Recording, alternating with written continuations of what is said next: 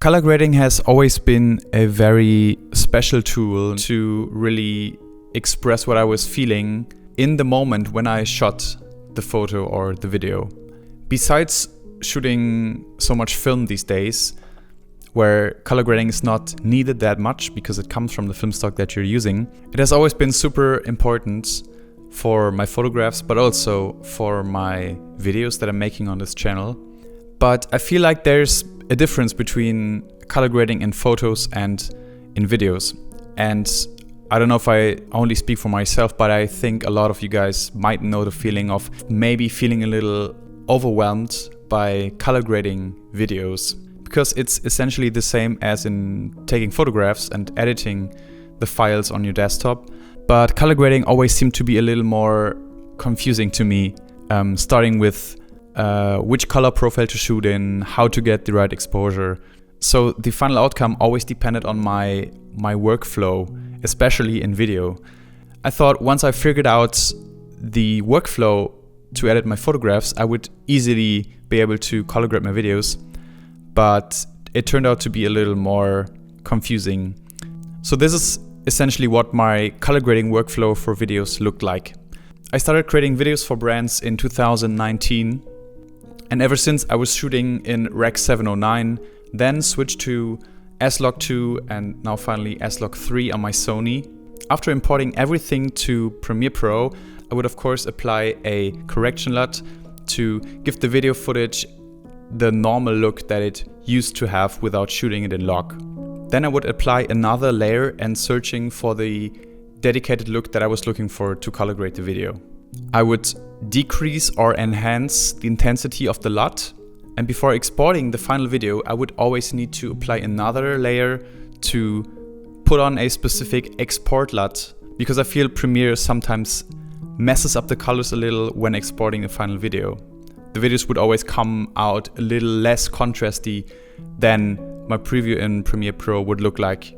So you see, like, this is what I've developed over time for myself, but obviously this is not the most efficient and not the safest way to color grade your videos. Because I remember when starting out color grading my videos, I would always have to search for the correction LUT at first, and imagine shooting with different cameras, different systems.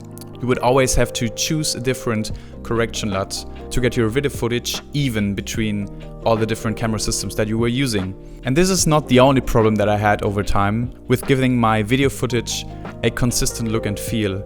But to conclude all of this, it is somehow obvious that this is not the most efficient workflow that you could possibly have in color grading your videos. Yes, it did work for me so far, but I think it had to come to a point where I wasn't really satisfied with my workflow anymore, especially if I compare it to my photographic workflow, which is, for me, it works just perfectly. But I always felt like there was some time for improvement in my own color grading workflow when it comes to videos. Especially, and I think this is one of the most topics that often gets overlooked in terms of workflow, in terms of creativity, in terms of being a self-employed photographer and videographer. I've really got to know how important time is. I think this is something we always hear but never really understand, time is important, everyone's saying that, but I feel like people don't really understand how important and how precious time really is. Time, and I really want to emphasize this, is not something that is just important for me being a self-employed photographer, but it is also very important, and it should be way more important, I feel, for everyone. I think we underestimate the value of time, and I have an example which doesn't have anything to do with photography, videography, but think about if a friend asks you for 10 minutes of your time, you would probably say yes. But if this person asks you for 10 euros, $10, I think maybe you would say yes also, but I would say the decision to say yes is a little harder because it's about money and not time. And this is pretty much one of the most stupid things that you could possibly say, because money, as we know, you can make a lot of it, you can lose a lot of it, but you can always make more money again. But time is different from that. So time is something that is limited. Time is something that you don't have forever. So I feel like we should consider giving time the real value that it holds, and thinking about how much of our time we really want to spend on something. So here we are, it's January 2024 and I'm still color grading like I was 4 years ago. Exactly 1 month ago, Dehancer reached out to me and wanted me to try their color grading software for Premiere Pro. And I was a little curious at first, but after really digging deep inside myself and thinking about maybe it's time for a change, I said yes. And I'm happy I said yes, because Dehancer really changed my creative workflow for color grading videos. So Dehancer is basically a tool that you install on your Mac or PC and that gets installed into Premiere Pro right away. To color grade your videos, you just apply a new layer, that's what I do always.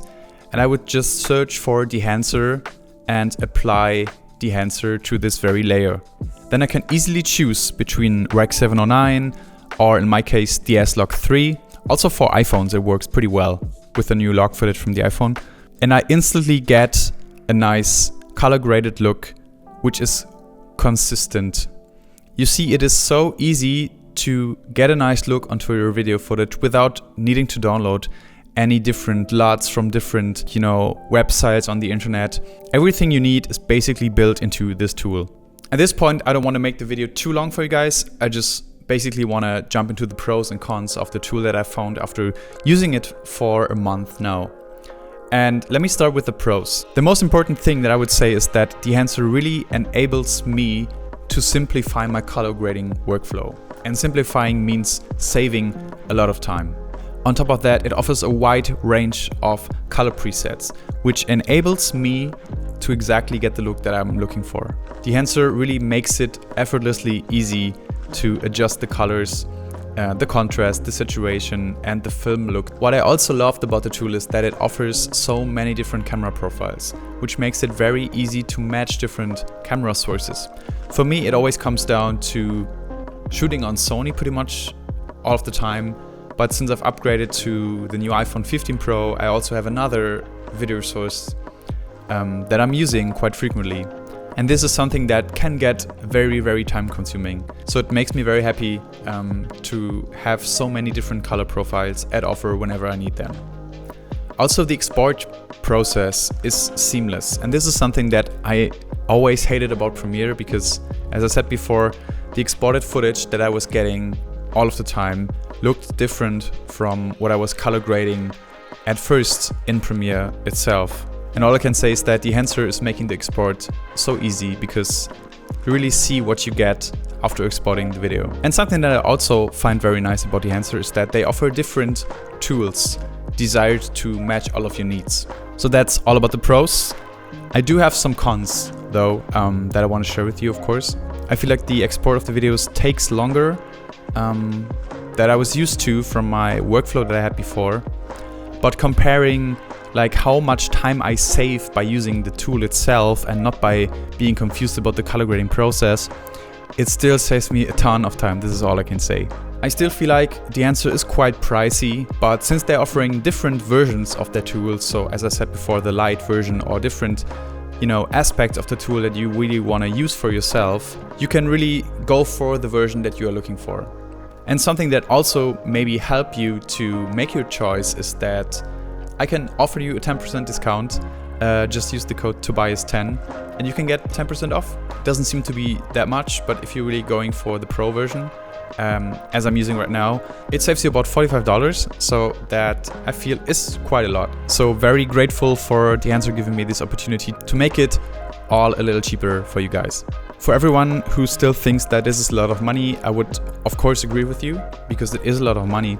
But all I can say is that thinking about the time that it saves me to use this tool instead of comparing it to my previous workflow, you can't really, put into numbers like how much time I'm going to save in the future by using this tool.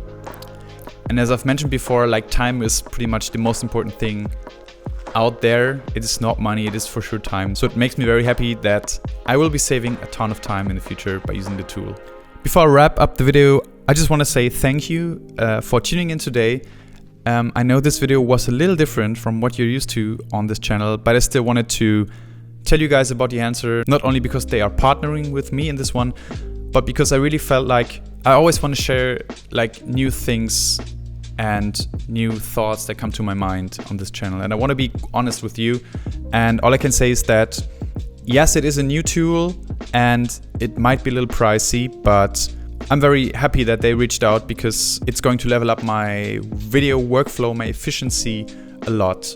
And therefore, thank you, Dehancer. Again, you can save 10% on the tool by using the code Tobias10. So I would encourage you guys to check out their website and download the 14-day trial version for your decided tool. Dehancer is not only for Premiere Pro, it is also for a variety of other video software. So I think it might match your needs as well. Thank you again, Dehancer, for partnering with me in this video. And I hope you guys got any value out of this. Thank you for the incredible support so far on the channel. See you in the next one.